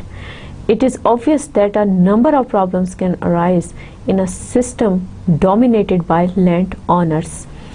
It results in absolute landlordism, in which the landlord obtains a substantial share of the produce of the land without making any effort. The land is cultivated by tenants who suffers not only from social subordination but also from different types of exploitation. All this leads to low production. اب یہاں پہ دیکھیں کہ جو ہمارے پاس ایک tenure system ہے، یعنی بہت سارے لوگ ایسے ہیں، لینڈ لارڈز ایسے ہیں جن کے پاس بہت ساری زمینیں ہیں، وہ شہروں میں رہتے ہیں یا دوسرے ممالک میں رہتے ہیں، لیکن ان کی زمینیں موجود ہوتی ہیں جو انہوں نے مختلف لوگوں کے حوالے کی ہوئی ہوتی ہیں۔ اب ان کے درمیان میں یہ طے پایا ہوتا ہے کہ ایک ریشو ہوگا فصل کا جو کہ مالک کے پاس رہے گا، اور کچھ حصہ جو ہے وہ جو زمین پہ کام کریں گے وہ ان کے پاس ہوگا۔ اب اس میں زیادہ تر جو ہے فائدہ جو ہے وہ لینڈ لارڈس کو ہوتا ہے, لینڈ اونرز کو ہوتا ہے, اور وہ جو زرعی پیداوار کا ایک بڑا حصہ ہے وہ لے جاتے ہیں, اور جس کسان نے اس زمین پر محنت کی ہوتی ہے اس کے حصے میں بہت کم آتا ہے. تو یہ اس طرح کا جو سسٹم ہے اس کی وجہ سے بھی پاکستان کے زرعی شعبے کو جو ہے وہ نقصان پہنچ رہا ہے. اور اگر اس میں پورے انصاف کے ساتھ یا کوئی گورنمنٹ کی پالیسی بنا دی جائے کہ اگر جو لینڈ اونرز ہیں اگر وہ کسی کو زمین دینا چاہتے ہیں تو وہ اس کس شرح سے جو ہے اس کی پروڈیوس جو ہے وہ تقسیم ہوگی یا اس کی پیداوار جو ہے کس حساب سے بانٹی جائے گی, تو بہت سارے جو مسائل ہیں یہ اس کا حل نکل آئے گا اور لوگ جو ہیں وہ دل لگا کر کام کریں گے. ظاہر ہے اگر کسی کو یہ پتہ ہو کہ وہ اتنی جو محنت کر رہا ہے اس میں سے بہت ساری پیداوار تو جو کسی اور نے لے کے جانی ہے, تو اس کے جو کام کرنے کی صلاحیت ہے اور جو کام کرنے کی نیت ہے اس میں فرق آ جائے گا. تو اس مسئلے کی طرف توجہ دینے کی ضرورت ہے اور ایسی پالیسی بنانے کی ضرورت ہے جس سے کہ جو کسان ہیں, جو زمین پہ کام کرنے والے ہیں, جو محنت کرنے والے ہیں, ان کے حقوق کا تحفظ کیا جائے اور ان کے مسائل کا خیال رکھا جائے. آپ جس بھی علاقے سے تعلق رکھتے ہیں آپ کو واقفیت ہوگی کہ کس حساب سے یہ تقسیم ہوتی ہے, اور اس کی وجہ سے جو غریب لوگ ہیں, جو کسان ہیں, ان کو کتنا نقصان پہنچتا ہے اور ان میں کتنی بددلی پھیلتی ہے, اور اس کی وجہ سے جو زرعی پیداوار ہے اس کے معیار میں بہت فرق پڑتا ہے. معیار اور مقدار دونوں میں بہت زیادہ فرق پڑتا ہے. Insufficient facilities. In Pakistan, rural credit supplied both through institutional and non-institutional sources. Institutional sources include Agriculture Development Bank of Pakistan, commercial banks and cooperative institutions. Non-institutional sources are the private money lenders like commission agents, village traders and landlords and well-to-do farmers, friends and relatives. Is also known an informal source of credit. These sources are generally regarded as undesirable, and most of the time any attempts to drive them out by lowering the interest rates have not been successful. اب یہاں پر یہ دیکھیں کہ ہمارے کسان جو ہیں, کیونکہ پاکستان کی جو معیشت ہے اس کا انحصار ہی زراعت کے اوپر ہے. پاکستان کے جو 70% سے زیادہ لوگ ہیں وہ زراعت کے شعبے سے وابستہ ہیں, جو کہ اس کے مختلف جو مراحل ہوتے ہیں زراعت کے ان میں کام کر رہے ہوتے ہیں. اب اتنی بڑی تعداد میں ظاہر پاکستان کی جو میجر آبادی ہے, میجر پاپولیشن ہے, وہ اسی شعبے سے وابستہ ہے. تو ان کے لیے جو ہے وہ ایسی مالی معاونت اور ایسی مالی سہولت ہونی چاہیے جو کہ جس میں کہ منافع کی شرح جو ہے وہ بہت کم رکھی جائے. جیسے کہ اگر حالات موافق نہیں ہیں, بارش نہیں ہوئی یا کوئی اور مسئلہ ہے, تو اس جو فارمرز ہیں those will face problems and they need financial support from the government of Pakistan, and this is very important to look into this problem. And right now our agriculture sector is facing this problem bitterly. اسی طرح سے over the past 20 years some important structural changes have been taken place in the sector. In particular, livestock has emerged as an important subsector today, contributing more than 1/3 of agriculture GDP, compared with about 28% 20 years ago. Similarly, fisheries and forestry, while still minor contributors to agriculture GDP, have grown rapidly. Structural changes have also taken place within the crop sector. Cotton is now as important as wheat in terms of value added, with a 1/5 share of total earnings. Rice and sugar have, however, fallen from a 20% share in the early 1970s to 15% today. یہاں آپ یہ دیکھیں کہ ہم نے پاکستان کے زرعی شعبے کو جو مسائل درپیش ہیں ان کے بارے میں بات کی. اب اس کی اہمیت کا اندازہ اس سے ہو سکتا ہے کہ اس میں نئے شعبے بھی جو ہیں وہ شامل ہوئے, جیسے لائف سٹاک ہے اور اس کے بعد فشریز ہیں. اس طرح کے شعبے ہیں جن کی وجہ سے پاکستان کا GDP ریٹ جو ہے اس پہ نمایاں فرق دیکھنے میں آیا. اسی طرح سے مختلف فصلوں کے حوالے سے, مختلف زرعی اجناس کے حوالے سے اس میں یہ انفارمیشن دی گئی ہے کہ کس طرح سے ان میں تبدیلی دیکھنے میں آ رہی ہے, اور اس تبدیلی کی وجہ سے پاکستان کی جو زراعت ہے وہ ترقی کی طرف اگرچہ جا رہی ہے, لیکن ان مسائل پہ ہمیں توجہ دینے کی ضرورت ہے. Current status of agriculture sector. Over the past 20 years, some important structural changes have taken place in the sector. In particular, livestock has emerged as an important subsector today, contributing more than one-third of agriculture in GDP, compared with about 28% 20 years ago. Similarly, fisheries and forestry, while still minor contributors to agriculture GDP, have grown rapidly. Structural changes have also taken place within the produce sector. Cotton is now as important as wheat is in terms of value added, with a 1/5 share of total earnings. Rice and sugar have, however, fallen from a 20% share in the early 1970s to 15% today. Here you can clearly observe the changes which happened with the passage of time, with the reference of agriculture produce in agriculture sector.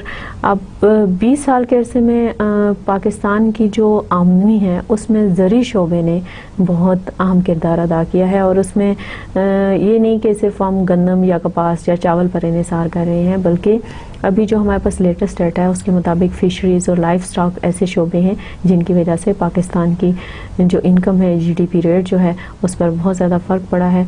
और 1970 के मुकाबले में और पिछले सालों के मुकाबले में इस वक्त ये जो नए शोबे हैं जिनमें हमने ज़राअत को तरक्की देनी शुरू की है, इसमें हमें बहुत बेहतरी नज़र आ रही है। आइए देखते हैं कि इस वक्त हमारे पास ज़री शोबे को जो मसाइल दरपेश हैं, जिस पे कि हम सैर हासिल बहस कर चुके हैं, उनके हल क्या हैं। तो माहिरीन के मुताबिक सॉल्यूशंस जो हैं, followings are the solutions of the agricultural problems: increase in irrigation facilities, farm mechanization, agricultural research, reclamation program, agriculture price policy, land reforms, credit policy, cooperative movement. Increase in irrigation facilities. The availability of water has to be increased by construction of small dams, installation of tube wells, etc., for bringing in more land under cultivation and increasing the output. There will thus be less dependence on rain for the supply of timely water. The Government of Pakistan established Water and Power Development Authority in 1959 to build dams for shortage and supply of irrigation water.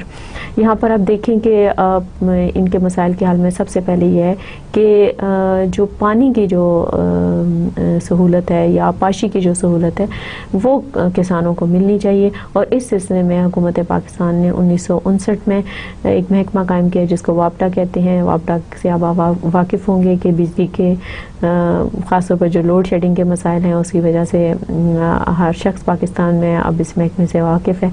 लेकिन इसका एक और काम ये भी था कि वो खेतों में जो पानी की सप्लाई है, जो आपाशी का निज़ाम है, उसका तसलसल जो है वो बरकरार रखेगा। तो इस तरह के जो इक़दामात हैं ये करने की ज़रूरत है, और माजी में भी चंद कदम उठाए गए हैं, लेकिन हमें चाहिए कि इस पर भरपूर तवज्जो दें। इसी तरह से farm mechanization, there is unanimity of opinion that farm mechanization increases agriculture productivity and income of the farmers. Spray machines are supplied to spray the standing crops. The threshers and the harvesters replace the manual harvesting. Tractors, bulldozers and attached implements are being increasingly used. In Pakistan, there are at present 5 tractor manufacturing plants producing its various parts. Until 1990, the total number of tractors used were about 3 lakh. ADBP is providing loans to farmers for the purchase of tractors and installations of tube well in the different areas of the country. यहाँ आप देखें कि अगर farms जो हैं, हमारी जो ज़मीनें हैं, अगर वहाँ पर मशीनें जो है, मशीनों के ज़रिए या जदीद जो मशीनरी है उसका इस्तेमाल किया जाएगा, अगर रवायती हल के बजाय ट्रैक्टर का इस्तेमाल होगा, अगर जैसे लोगों को फसल की कटाई पे लगाया जाता था उसके बजाय मशीन के ज़रिए फसल काटी जाएगी। इसी तरह से जो फसल से जब दाने अलहदा किए जाते हैं वो जो काम है अगर थ्रेशर के ज़रिए किया जाएगा, اسی طرح سے زمین کو ہموار کرنے میں، زمین کو زراعت کے قابل بنانے میں جتنے بھی مراحل ہیں، اس میں اگر مشینوں کا استعمال کیا جائے گا تو نہ صرف اس سے وقت کی بچت ہوگی بلکہ اس سے معیار بھی جو ہے زرعی شعبے میں جو کام کا معیار ہے وہ بھی بہتر ہوگا۔ تو اس سلسلے میں ہمارے پاس زرعی ترقیاتی بینک موجود ہے۔ پاکستان کا جو زرعی ترقیاتی بینک ہے اس کی جو ذمہ داری ہے کہ وہ کسانوں کو قرضے مہیا کرے تاکہ کسان جو ہیں یہ مشینیں خرید سکیں اور ان سے کام لے کر اپنی کھیتوں کی پیداواری صلاحیت کو بڑھا سکیں۔ اسی طرح سے ایک اور جو حل ہے وہ ہے agricultural research. In order to raise the potential of agriculture production there should continuous improvement in the research for agricultural growth. The specific areas of research includes the development of high yielding, short duration, disease and drought resistant varieties of major food and cash crops of Pakistan according to the situation prevailing in different areas of the country. یہاں آپ یہ دیکھیں کہ اگر ہم زرعی تحقیقات کو بڑھائیں گے، اس شعبے کو ترقی دیں گے تو ہمیں یہ پتہ ہوگا کہ ہمارے ملک کے کس حصے میں کس قسم کی فصل کس وقت کس طرح سے کاشت کی جائے، اس کو کس طرح کی کیمیکلز یا فرٹیلائزرز درکار ہوں گے، اس میں کس قسم کے بیج کو جو ہیں ہم رواج دے سکتے ہیں، کیونکہ جو بیج جو ہے ہمارے حالات، ہماری زمین اور ہمارے علاقے کے مطابق موافق ہوگا، ہو سکتا ہے کہ جو دوسرے ممالک کی ریسرچ ہے وہ یہاں پر کام نہ کرے۔ تو دوسرے ملکوں کی ریسرچ کے طریقوں سے صرف ہم فائدہ اٹھا سکتے ہیں، لیکن اپنے ملک میں اس علم کو کام میں لانے کے لیے ہمیں اب اس شعبے میں ہمیں اپنی تحقیق کو، اپنے ملک کے مختلف علاقوں کے متعلق تحقیق کو آگے بڑھانا ہوگا تاکہ ہم اپنے ملک کی معیشت کو بہتر بنا سکیں، کیونکہ ملک کی معیشت تب بھی بہتر ہوگی جب زراعت کے شعبے میں ترقی ہوگی۔ زراعت کے شعبے میں ترقی ہوگی تو انڈسٹری فروغ پائے گی، انڈسٹری فروغ پائے گی تو کامرس بھی جو ہے اس سے انٹر لنکڈ ہے، اور اس طرح سے مجموعی طور پر جو ہے پاکستان کی معیشت کے اوپر مثبت اثرات مرتب ہوں گے، اور پاکستان کی زرعی شعبے کو جو مسائل درپیش ہیں اس میں سے ایک حل یہ ہے کہ ہم پاکستان میں زرعی شعبے میں تحقیقات کو فروغ دیں۔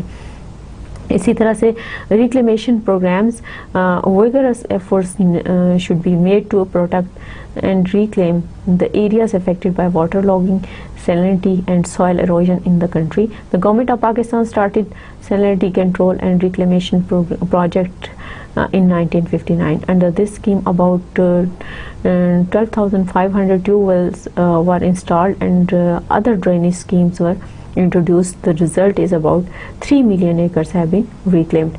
یہاں پہ ریکلیمیشن پروگرام میں یہ ہے کہ ہماری وہ زمین جو سہم اور تھور کی وجہ سے بیکار ہو رہی ہے اس زمین کو دوبارہ کام میں لایا جائے۔ اس مقصد کے لیے ان علاقوں میں ٹیوب ویلز لگائے گئے۔ ایک تو ٹیوب ویل وہ ہے جو کہ ہم زمین سے پانی لینے کے لیے کھیتوں کو سیراب کرنے کے لیے لگاتے ہیں، ایک یہ اس قسم کے ٹیوب ویلز ہیں کہ جو اس لیے لگائے گئے ہیں تاکہ جو زمین کے اندر واٹر لیول جو ہے وہ بڑھ چکا ہے، بلند ہو چکا ہے، اس کو نارملائز کیا جائے اور اس پانی کو نکال کر نالوں میں ڈال دیا جاتا ہے تاکہ زمین کو جو ہے وہ کاشت کے قابل بنایا جا سکے۔ تو 1959 میں اس پہ کام شروع کیا گیا اور اس اسکیم کے تحت اب تک زمین جو ہے، کچھ زمین جو ہے وہ دوبارہ کاشت کے قابل بنائی جا چکی ہے، لیکن اس شعبے کے اوپر مزید توجہ دینے کی ضرورت ہے۔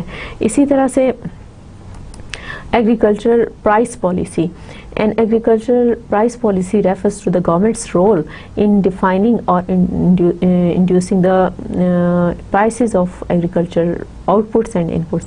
The price mechanism can, if used carefully and systematically, prove to be an effective supplement efforts towards the revival of agriculture and increase agricultural productivity. The policy regarding output is also called price support policy. یہاں پر جو price policy کے متعلق بات ہے، جیسے کہ بتایا کہ جس جگہ پہ کسی زرعی جنس کی پیداوار ہو رہی ہے، فار ایگزامپل اگر شمالی علاقہ جات میں پوٹیٹوز جو ہیں، آلو کی کاشت ہو رہی ہے، آلو ان علاقوں میں سستا مل رہا ہوگا، جب تک وہ مارکیٹ ہو کے ٹرانسپورٹ ہو کے بڑے شہروں میں آئے گا، اسلام آباد میں آئے گا یا کراچی تک جائے گا تو اس کے پرائس میں، اس کی قیمت میں فرق پڑ چکا ہوتا ہے۔ اور یہ جو فرق ہے اس کا جو فائدہ ہے وہ کسان کو نہیں ہو رہا ہوتا بلکہ مڈل مین کو ہو رہا ہوتا ہے. اس لیے حکومت کو چاہیے کہ ایسے اقدامات اٹھائے کہ اس طرح کا پرائس پالیسی ہماری ہونی چاہیے جس سے کہ جو لوگ کھیت میں کام کر رہے ہیں ان کو اس کا فائدہ ہو, اور حکومت کی یہ ذمہ داری ہو کہ وہ ان ایسا چیک اینڈ بیلنس رکھے کہ اس حصے میں کام کرنے والے جتنے لوگ ہیں ان میں منافع کی جو شرح ہے وہ برابر تقسیم ہو. ایسا نہ ہو کہ جس نے کوئی محنت نہیں کی اس کو تو بہت فائدہ مل جائے اور جو بیچارے دن رات محنت کر کے فصل اگاتے ہیں وہ جو ہیں وہ ان کو منافع نہ ملے اور ان کی زندگی کے حالات جو ہیں بہتر نہ ہوں, ان کا معیار زندگی بہتر نہ ہو. So we need to introduce fair price policy in the country because very important if we want to improve agriculture sector of Pakistan. اسی طرح سے land reforms refer to the concept of redistribution of land ownership in excess of certain ceiling. Pakistan inherited of feudalistic land tenure system. At the time of partition, 7% of the land owners owned 53% of the total land. These big landlords had little incentive to cultivate all the land or to raise the productivity of their lands. Thus, in 1959, individual ownership was restricted to 500 acres of irrigated and 1,000 acres of unirrigated land. In 1972, this was further reduced to 150 irrigated and 300 acres irrigated areas. The resumed land was distributed among the landless farmers. یہاں یہ دیکھیں کہ land reforms کرنے کی ہمیں ضرورت ہے. 1959 میں لینڈ ریفارمز کی گئی اور دوبارہ 1972 میں لینڈ ریفارمز کی گئی, جس میں کہ وہ علاقے جہاں پر آپاشی کی سہولتیں موجود ہیں اور وہ علاقے یا زمینیں جو کہ بارش پر انحصار کرتے ہیں ان کے درمیان میں ان کی تقسیم اس طرح سے کی گئی کہ کچھ کسانوں کو جو کہ ان پہ کام کر رہے تھے ان میں جو کہ مالک تھے ان سے لے کے, کیونکہ مالک جو تھے وہ بہت زیادہ زمینوں کی کاشتکاری میں دلچسپی نہیں لے رہے تھے, تو وہ لوگ زیادہ انٹرسٹڈ تھے جن کا انحصار ہی اس زمین پہ تھا, ان کو زمین سے پیار تھا. اس لیے اس مسئلے کو دیکھتے ہوئے یہ ریفارمز کی گئی, ان اصلاحات کو نافذ کیا گیا, اور ان اصلاحات کے نفاذ کے نتیجے میں بہت سارے ایسے لوگ جن کے پاس زمینیں نہیں تھیں ان کو زمینیں الاٹ کی گئیں, اور اس طرح سے پاکستان میں ان ریفارمز کی وجہ سے جو ہے زراعت کے شعبے کو تقویت ملی. اور ہمیں چاہیے کہ اس وقت بھی جو زراعت کے شعبے میں مسائل ہیں ان کا ایک حل یہ ہے کہ مزید لینڈ ریفارمز جو ہیں وہ کی جائیں. اسی طرح سے کریڈٹ پالیسی جو ہے یہ بھی ایک سلوشن ہے, ایک حل ہے اس وقت زرعی شعبے کو درپیش مسائل کا. Agriculture is a backward and poor sector. The farmers need loans to purchase various types of inputs like seeds, fertilizers, pesticides, tractors, tubewells, etc. The Agricultural Development Bank of Pakistan was established in 1961. The ADPP is the largest source of credit to agriculture sector of Pakistan. The bank provides short, medium and long-term loans for farm and off-farm activities. The bank has 5 following windows of investment. یہاں پہ دیکھیں کہ credit policy کا مطلب یہ ہے کہ زرعی شعبے کی اگر ہم ترقی چاہتے ہیں اور اس کو جو مسائل درپیش ہیں اس پہ ہم بات کر چکے ہیں, ان کے حل میں ایک حل یہ ہے کہ کسانوں کو قرضے کی سہولت جو ہے وہ مہیا کی جائے. اگر حالات موافق نہیں ہوتے, اگر بارشیں نہیں ہوئی تو ظاہر ہے کسان بیچارہ جو ہے اس کو نقصان ہوگا, اور اس نقصان سے بچانے کے لیے اس کی زندگی کی جو مسائل ہیں ظاہر ہے اس کے گھر, اس کے بچے اور اس کا خیال جو ہے وہ بھی, اس کا خیال رکھنا بھی حکومت پاکستان کی ذمہ داری ہے. تو اس نقصان سے بچانے کے لیے کسان کے پاس قرضے کی سہولت جو ہے اس کا موجود ہونا ضروری ہے. 1961 میں پاکستان میں زرعی ترقیاتی بینک قائم کیا گیا. اس کی وجہ سے کسانوں کو قرضے کی سہولتیں ملیں, جس میں کہ یہ بینک جو ہے اس وقت شارٹ ٹرم, میڈیم اور لانگ ٹرم بیس پہ جو ہے کسانوں کو قرضے مہیا کر رہا ہے. ہمیں اس طرح کی سہولیات کو مزید بڑھانے کی ضرورت ہے. آئیے دیکھتے ہیں کہ یہ زرعی ترقیاتی بینک جو ہے کن کن شعبوں میں قرضے فراہم کرتا ہے. Development loans production loans, agri-business loans, cottage industry loans, off-farm income generating activity loans. یہ جو ہیں یہ مختلف شعبے ہیں, یہ اس کی مختلف ونڈوز ہیں جس میں کہ جو پاکستان کا زرعی ترقیاتی بینک ہے وہ ان شعبوں میں کسانوں کو قرضے مہیا کرتا ہے. The ADBP advance loans based on land, mortgage or on personal security. Until 1996 the ADBP has provided credit for about rupees 100 billion to 4 million farmers. Most of it was given for purchase of tractors and tubewells. اسی طرح سے جو agriculture development bank کے جو اعداد و شمار ہیں وہ یہ بتاتے ہیں کہ 1996 تک جو ہے زرعی ترقیاتی بینک نے بہت سارے کسانوں کو قرضے فراہم کیے, اور جن میں سے زیادہ تر کسانوں کو ٹریکٹر اور ٹیوب ویل لگانے کے سلسلے میں قرضے فراہم کیے گئے. Cooperative movement. Cooperative farming is a voluntary organization in which the farmers pool their resources in order to carry out various agriculture operations by helping each other for the production of their common interests. The farmers may be motivated to form cooperative societies for production of crops, purchase of inputs and for sale of output. Cooperative farming, if adopted, can solve the problems of disintegration of holding, mechanization and middlemen. یہاں پر یہ ایک بالکل مختلف بات کی گئی ہے, کیونکہ آپ بھی پاکستان کے مختلف علاقوں سے تعلق رکھتے ہیں اور آپ کو پتہ ہے کہ مختلف علاقوں کے اندر اس وقت جو زراعت کا شعبہ ہے وہ کس طرح سے کام کر رہا ہے یا روایتی انداز میں وہاں پہ کس طرح سے کام ہو رہا ہے. یہ جو کوآپریٹو موومنٹ کا ایک پوائنٹ ہے جو کہ پاکستان کے جو زرعی مسائل ہیں ان کے حل میں ایک ہے, وہ یہ ہے کہ جو چھوٹے کسان ہیں اگر جن کے پاس رقبہ کم ہے وہ اگر آپس میں مل کے اپنا رقبہ اکٹھا کر لیں, ان کی ایک سوسائٹی بن جائے اور وہ جو ہیں مل کے ٹریکٹر خرید لیں, مل کے ٹیوب ویل لگا لیں, مل کر جو ہے وہ بیج خریدیں اور کھاد خریدیں اور باقی جو زراعت کے شعبے سے باقی ریلیٹڈ باقی جو کام ہیں وہ مل جل کر کریں, اور پھر اس کے بعد جو پروڈیوس ہے اس میں بھی ان کے جو اس کا جو منافع ہے وہ برابر کی شرح سے تقسیم کر دیا جائے. یہ کوئی انہونی بات نہیں ہے. دنیا کے بہت سارے ممالک میں جن میں امریکہ اور بہت سارے ممالک شامل ہیں وہاں پر یہ کوآپریٹو موومنٹ جو ہے, یہ کوآپریٹو سوسائٹیز جو ہیں یہ کام کر رہی ہیں, اور وہاں پہ بہت سارے چھوٹے چھوٹے جو کسان ہوتے ہیں, جن چھوٹے کسان سے مراد یہ کہ جن کے پاس زرعی رقبہ بہت کم ہوتا ہے, وہ آپس میں مل کر ایک بڑا فارم بنا لیتے ہیں اور اس فارم کے اوپر پھر کام کر کے وہ زیادہ منافع حاصل کرتے ہیں.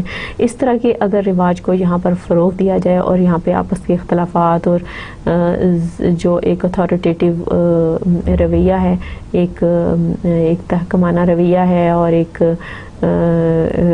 ایسی چیز جو روایتی طریقے سے ہمارے مختلف علاقوں میں موجود ہوتا ہے, اگر اس کو تبدیل کر دیا جائے تو جو کم رقبہ ہے جن لوگوں کے پاس وہ اگر سارے مل جائیں تو اور ایک بڑا فارم بنا لیں تو اس صورت میں وہ زیادہ پیداوار حاصل کر سکتے ہیں. اس طرح کے کچھ تجربات جو ہیں پنجاب کے کچھ علاقوں میں کیے بھی گئے اور ان کے نتائج جو ہیں وہ بہت حوصلہ افزا ہیں. اسی طرح سے لیکچر نمبر 32 میں نے آپ کو یہ بتایا کہ پاکستان کی جو معیشت ہے وہ دو بنیادی پلرز پر مشتمل ہے. اس میں دو بنیادی ستون ہیں, ایک انڈسٹری اور دوسرا زراعت. انڈسٹری کے بارے میں ہم پچھلے لیکچر میں ڈیٹیل سے بات کر چکے ہیں کہ اس شعبے کے کیا مسائل ہیں اور اس کے کیا حل ہیں. اس لیکچر میں ہم نے پاکستان کے زرعی شعبے کو بڑی تفصیل کے ساتھ ڈسکس کیا ہے کہ اس کے کیا مسائل ہیں, موجودہ کیا صورتحال ہے اور ان مسائل کا حل کیا ہے. اس طرح سے اکانومی آف پاکستان پہ یہ جو دونوں سیکٹرز تھے, میجر سیکٹر یعنی industrial sector and agriculture sector, we have discussed in detail. Now I'm going to discuss with you how many topics we have covered in this course of Pakistan studies. There is a list of lectures. In first lecture we have discussed Pakistan ideology, and we have discussed what is the meaning of ideology of Pakistan, what are the major elements of the ideology of Pakistan, how ideologies emerge, the importance of ideology, basis of the ideology of Pakistan, and what were the aims and objectives of the creation of Pakistan. Then we have discussed Muslim nationalism. Third lecture, aims and objectives of the establishment of Pakistan, we discussed in detail. Land and the people of Pakistan. In these lectures, in these 3 lectures, we have thoroughly, deeply discussed about the geographical importance, geographical features of Pakistan, history of Pakistan, number part 2, then history of Pakistan part 3. In these 3 lectures we have completely discussed overview the important turning and events of historical background of Pakistan from 2500 BC till 1900. And then there was the lecture evolution of Muslim nationalism in India, emergence of Pakistan movement, historical events, creation of Pakistan and role of Muslim leadership we have discussed in lecture number 13. Establishment of Pakistan part 1 from 1947 till 77 we have discussed the recent history of Pakistan. Establishment of Pakistan lecture number 2 from 1978 till 2008. In lecture number 15 we have discussed different rulers from 1947 till 2008. Constitutional developments, that was very interesting topic, and we have thoroughly discussed what were the constitutional developments happened in Pakistan in Constitution of 1956, Constitution of 1962 and Constitution of 1973 we have discussed in detail. Neighboring countries part 1 we have discussed Pakistan's relations with the neighboring countries, with China and India and Iran and Afghanistan. Then we discussed about Pakistan's role in regional and international organizations. Part 1, United Nations Organization, OIC, Organization of Islamic Countries, NAM, Non-Aligned Movement. In lecture number 23 the topic was Pakistan's role in regional and international organization, and we have discussed Pakistan's role in SAARC, South Asian Association for Regional Cooperation, and ECO we have discussed. Pakistan and Muslim World part 1 and Pakistan and Muslim World part 2. There were 2 lectures and we have discussed Pakistan's relation with the Islamic world. In lecture number 26 we have discussed Pakistan's foreign policy, and included further detail in lecture number 2, Pakistan's foreign policy. Current issues and problems of Pakistan part 1 and current issues and problems of Pakistan part 2. We have thoroughly, deeply, completely discussed about the current problems and issues of Pakistan. Lecture number 30 we have discussed economy of Pakistan, and then major sectors of the economy of Pakistan, means industrial sector and agriculture sector, in lecture number 31 and lecture number 32 accordingly. What were the objectives of the course? We have discussed objectives of the course of the teaching of Pakistan studies. So let me repeat here. Teach a sense of gratitude to Almighty Allah for blessing us with an independent and sovereign state. हमने मुताला पाकिस्तान का course इसलिए पढ़ना शुरू किया था, इसका पहला मकसद ये था कि हम अल्लाह ताला का शुक्र अदा करें कि अल्लाह ताला ने हमें एक आज़ाद रियासत दी है. इसका दूसरा मकसद ये था कि emphasise the importance of national integration and patriotism, कि हम अपनी कौमी यकजहती और हुब्बुल वतनी के ऊपर जोर दें. The third objective was encourage qualities of observation, creativity, analysis and reflection in students, कि हम अपने स्टूडेंट्स को ऐसी इंफॉर्मेशन दें, क्योंकि देखें आप, मैंने लेक्चर्स में खाली आपको वाक़यात को दोहराया नहीं है या सिर्फ हमने कुछ इंफॉर्मेशन को जस्ट रिपीट नहीं किया, बल्कि एनालिसिस भी किया है, उनका तज्ज़िया भी किया है, ताकि आपको समझने में आसानी हो कि अगर मुख्तलिफ़ वाक़यात हो रहे होते हैं और मुस्तक़बिल में भी मुख्तलिफ़ वाक़यात वक़ूअ पज़ीर होंगे, तो आप में ये क्वालिटी होनी चाहिए कि आप इर्द गिर्द के हालात को देखते हुए उनका तज्ज़िया कर सकें और फिर कोई नतीजा अख़ज़ कर सकें. इसी तरह से promote an understanding of the ideology of Pakistan, the Muslim struggle for independence and activities for establishing a modern welfare Islamic state. اسی طرح سے ہم نے نظریہ پاکستان کے حوالے سے بات کی، کیونکہ نظریہ پاکستان جو ہے وہ ہمارے ملک کے بنانے کی بنیاد ہے، اساس ہے، اور اس پہ اس کو سمجھنا اور اس کے بارے میں ہماری نوجوان نسل کے ذہنوں کا کلیئر ہونا بہت ضروری ہے۔ اسی لیے اس کورس کو مختلف جو ٹیکنیکل کورسز ہیں، اپلائیڈ سائنسز کے، بیسک سائنسز کے، انجینئرنگ کے یا بزنس کے، اس میں پاکستان اسٹڈیز کے کورس کو لازمی قرار دیا گیا ہے، تاکہ ہماری یوتھ کو یہ پتہ ہو کہ اگر وہ انجینئرنگ پڑھ رہے ہیں تو وہ کیوں پڑھ رہے ہیں، ایک تو وہ اپنے لیے اور ایک اپنے ملک کے لیے۔ اگر وہ سائنس پڑھ رہے ہیں، سائنسدان بننا چاہتے ہیں، تو ان کے سامنے بالکل واضح ہو کہ انہوں نے اپنے لیے تو کام کرنا ہی ہے، اور اس کے ساتھ ساتھ انہوں نے اپنے ملک و قوم کے لیے بھی کام کرنا ہے، اور ان کو بیسکس جو ہیں پاکستان کی ہر شعبے کے متعلق ان کے پاس انفارمیشن ہو۔ اسی طرح سے بزنس جو لوگ کر رہے ہیں ان کو پتہ ہونا چاہیے کہ بزنس ٹھیک ہے، آپ بزنس میں آپ ٹرینڈ ہوں گے، آپ بزنس میں ڈگری لیں گے، لیکن آپ کو یہ پتہ ہونا چاہیے کہ آپ بزنس کیوں کر رہے ہیں۔ ایک تو اپنی ذات کے لیے کہ آپ کو فائنینشلی جو ہے سوسائٹی کے اندر اسٹرانگ ہونا ہے، آپ کو اپنی you have to acquire strong position in the society, but on the other hand you must know you have to work for the country as well, because you should believe in this, how to earn and how to return to this country. This is very important. اسی طرح سے explain the students with various phases of Pakistan's historical, political and constitutional developments. اس میں نے سارے lectures کے اندر جو ہے اس چیز کو مد نظر رکھا ہے کہ ہر چیز کی ہسٹری کے بارے میں، بیک گراؤنڈ کے بارے میں، پس منظر کے بارے میں آپ کو بتائیں۔ اس کے ساتھ ساتھ سیاسی اور آئینی جو مسائل رہے پاکستان کے ساتھ اس پہ بھی ہم نے بات کی، اور تاکہ ہماری جو یوتھ ہے، ہمارے جو طالب علم ہیں، ان کو یہ ساری چیزیں جو ہیں وہ بہت کلیئر ہوں۔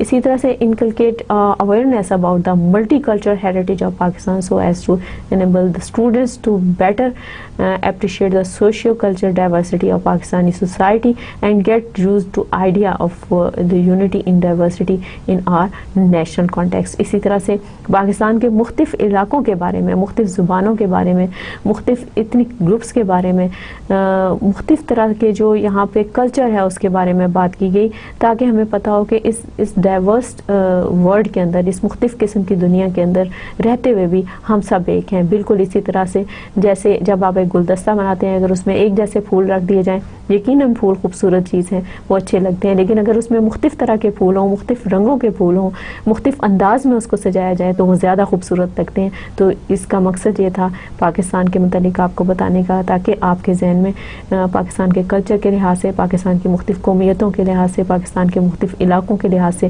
آپ کے پاس معلومات ہونی چاہیے، تاکہ ہم میں ایک یکجہتی کا احساس ہو کہ ہم سب ایک گلدستے کا حصہ ہیں، ہم سب ایک ہی جگہ سے وابستہ ہیں، اور ہمیں اس میں رہتے ہوئے ایک فخر محسوس ہو۔ اسی طرح سے enhance understanding of the physical features and human resources of Pakistan, impart awareness about various aspects of socio-economic activities at national level and the role played by Pakistanis in the development of their society.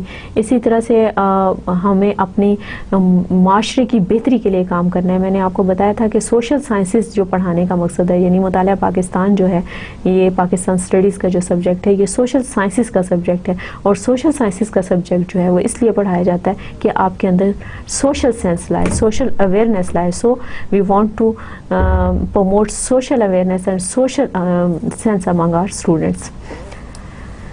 The next is highlight Pakistan's strategic position in international politics, especially its relations with neighboring and Muslim countries. We have discussed in these lectures Pakistan's relations with the neighboring countries and Pakistan's relations with the Muslim world, because it's very important to know that کہ اس وقت پاکستان کی position جو ہے دنیا میں کیا ہے، اور پاکستان کے اپنے پڑوسی ممالک کے ساتھ کیسے تعلقات ہیں، اور مسلم ممالک کے ساتھ کیسے تعلقات ہیں۔ اس میں صرف ہم نے تعلقات کے کوئی اس حوالے سے ڈسکس نہیں کیا کہ وہ اچھے ہیں یا برے ہیں، بلکہ یہ بھی ڈسکس کیا کہ پرامن تعلقات رکھنے سے کس طرح سے سب ممالک کو فائدہ ہو سکتا ہے۔ اور یہ ایک بہت امپورٹنٹ بات ہے، ایک نئی بات ہے. اس بات کو آپ کو ذہن نشین کرنے کی ضرورت ہے، کیونکہ اس سے ریلیٹڈ کوسچنز بھی آپ کی اسائنمنٹ کوئزز اور آپ کی جو باقی کورس ایکٹیویٹیز ہوں گی اس میں موجود ہوں گے. اسی طرح سے لے emphasis on the rights and obligations of the citizens of an independent and sovereign state. اسی طرح سے آپ کو ایک ذمہ دار شہری بنانے کے لیے جس طرح کی تربیت کی ضرورت ہے، کوشش کی گئی ہے کہ اس کورس میں وہ تمام چیزیں شامل کی جائیں جو آپ کو ایک ذمہ دار شہری بننے میں مدد دیں. اور جب آپ کسی سے بات کریں، جب آپ کسی سے گفتگو کریں، پاکستان کے مسائل کے حوالے سے بات کریں، پاکستان کی پالیسیز کے حوالے سے بات کریں، پاکستان کی معیشت کے حوالے سے بات کریں، پاکستان کی سیاست کے حوالے سے بات کریں، پاکستان کی جغرافی کے حوالے سے بات کریں، پاکستان کے دوسرے ملکوں کے ساتھ تعلقات کے حوالے سے بات کریں، پاکستان کے آئین کے حوالے سے بات کریں، اور پاکستان کو ایک اسلامی مملکت بنانے کے حوالے سے بات کریں.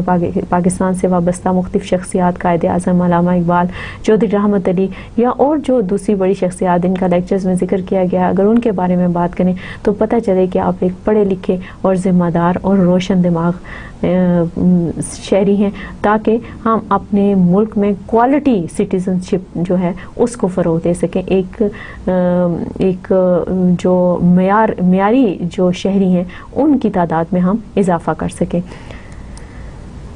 اسینشیل ریڈنگز کے لیے میں نے یہاں پہ آپ کو ٹیکسٹ بک جو ہے میں نے آپ کو پہلے لیکچر میں بتا دی تھی. اس کے علاوہ یہاں پر میں نے اس سلائیڈ میں وہ ساری لسٹ ایک شامل کر دی ہے جن کو کہ آپ ان کتابوں کا کورس کی کتاب کے علاوہ ان کتابوں سے بھی آپ اپنے اسائنمنٹس بنانے میں، اپنے کوئزز کی تیاری میں اور اپنی مختلف طرح کی جو سیشنلز ہیں یا ٹرمینل ایگزام ہے اس کے لیے آپ تیاری کر سکتے ہیں. میں نے آپ کو یہ ساری ویب سائٹس بتا دی ہیں جس کے مطابق آپ اپنے ان ویب سائٹس پہ جا کے آپ انفارمیشن اکٹھی کر سکتے ہیں، کیونکہ یہ ویلڈ ویب سائٹس ہیں.